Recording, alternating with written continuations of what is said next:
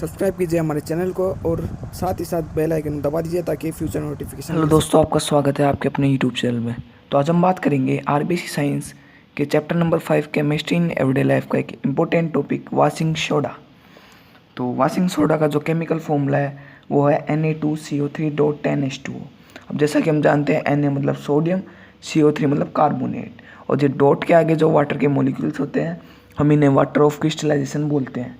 तो इसका जो केमिकल नेम है वो हो जाएगा सोडियम कार्बोनेट। सोडियम कार्बोनेट, ठीक है। अब यहाँ पे आपको स्टार में हम इसको वाशिंग सोडा बोलते हैं तो आपको पता ही होगा। यहाँ स्टार पे मैंने सोलवे प्रोसेस लिख रखा है।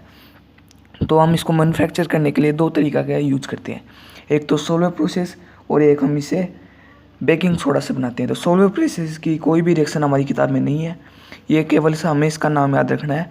बोर्ड में इसका 1 मार्क कर क्वेश्चन आ सकता है कि कौन से कंपाउंड के फॉर्मेशन में सोलवे प्रोसेस यूज होती है। तो आपको बस इतना लिखना है कि वाशिंग सोडा, ठीक है।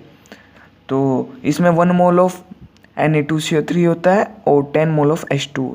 ये तो हो गई वाशिंग सोडा की बात। अब हम इसके मैन्युफैक्चरेशन का जो दूसरा प्रोसेस है वो देखते हैं। तो मैंने आपको कल एक रिएक्शन बताई थी बेकिंग सोडा की, सॉरी लास्ट वीडियो में। तो उसमें मैंने आपको एक रिएक्शन बताई थी कि ये रिएक्शन आपके आगे बहुत ज़्यादा काम आने वाली है, इसलिए आप इसको ज़रूर याद कर लें। तो ये उसी रिएक्शन से बनेगा। तो हम क्या करेंगे कि 2 मोल्स ऑफ बेकिंग सोडा लेंगे और इसको क्या करेंगे, ये ट्राइंगल का साइन होता है हीट का, हीट कर देंगे। तो क्या होगा, ये Na2CO3 प्लस H2O में टूट जाएगा और प्लस में CO2 के आगे मैं ये एरो का साइन इसलिए लगा रहा हूँ क्योंकि ये गैस है जो कि बाहर निकल रही है, लिबरेट हो रही है, ठीक है। तो ये हो गया। अब हमें क्या बनाना है, Na2CO3.10H2O बनाना है। तो इसमें H2O की कमी है, तो हम क्या करेंगे, ये जो प्रोडक्ट बना है इसको पानी के साथ रिएक्शन करवाएंगे। तो Na2CO3 प्लस में 10H2, तो अब क्या बन जाएगा, अपना सोडियम कार्बोनेट बन जाएगा। तो ये बन गया अपना, इस प्रोसेस को हम बोलते हैं क्रिस्टलाइजेशन, क्रिस्टलाइजेशन, ठीक है। तो यहाँ बन जाएगा वाशिंग सोडा Na2CO3.10H2, ठीक है। अब हम बात करते हैं इसकी प्रॉपर्टीज़ के बारे में, ठीक है। तो जैसा कि आपको पिक्चर में दिख रहा होगा कि ये वाइट कलर का सब्सटेंस है, वो भी कैसा है, क्रिस्टलाइन। अब क्रिस्टलाइन सब्सटेंस मैं आपको शुरू की वीडियो में बता चुका हूँ, जो दानेदार होता है उसे हम क्रिस्टलाइन सब्सटेंस बोलते हैं, ठीक है। इसकी अगली प्रॉपर्टीज है सोल्यूबल इन वाटर, ठीक है, ये पानी में घुल जाता है।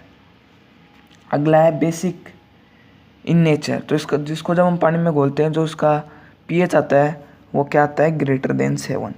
अगर पीएच ग्रेटर देन 7 है then the solution is basic, ठीक है। अगला है कि जब हम इसको गर्म करते हैं तो ये हमें क्या देता है, सोडा एस। अब ये मान लीजिए ये है हमारा वाशिंग सोडा, इसको हम क्या करेंगे, गर्म हीट कर देंगे। तो ये जो Na2CO3 प्लस 10H2O इसे हम सोडा एस बोलते हैं, ठीक है। एस मतलब राख, तो इसको हम सोडे की राख बोलते हैं, ठीक है। अब हम बात करते हैं इसकी यूजेज की। तो नाम जैसे इसका वाशिंग सोडा है तो इसका यूज़ है चीज़ों को वॉश करने में, ठीक है।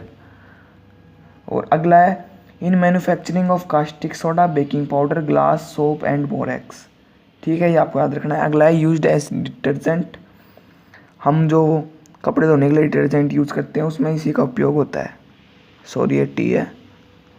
और अगला है in paper, paint and textile industry, और उससे अगला है यूज एज लेबोरेटरी रिएजेंट। मैं आपको लास्ट वीडियो में बता सकता हूँ कि रिएजेंट वो सब्सटेंस होता है जिससे कर हम रिएक्शन करवाते हैं, ठीक है। अब इसमें अगला है प्लास्टर ऑफ पेरिस। अब आप सोच रहे होंगे इसमें पेरिस है, इसका मतलब पेरिस से बन के आई थी, तो आप सही है, इसका जो आविष्कार है वो पेरिस में ही हुआ था, ठीक है। ये इसका फॉर्मूला है CaSO4.12H2, इसको हम क्या बोलते हैं, half hydrate of calcium sulphate, ठीक है।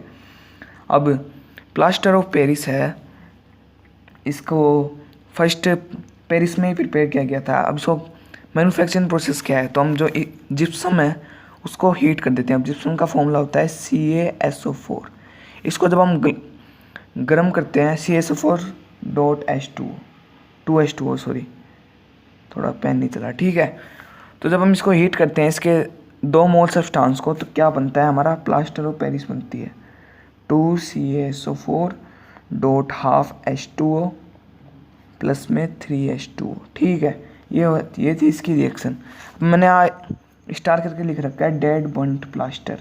तो जब हम इस प्लास्टर ऑफ पेरिस को और भी ज़्यादा गर्म करते हैं तो इसका जो ये हाफ H2O है ये है ना लिबरेट हो जाता है और ओनली कैल्शियम सल्फेट बन जाता है, जिसको हम डेड बर्न्ट प्लास्टर बोलते हैं। ठीक है, समझ गए आप।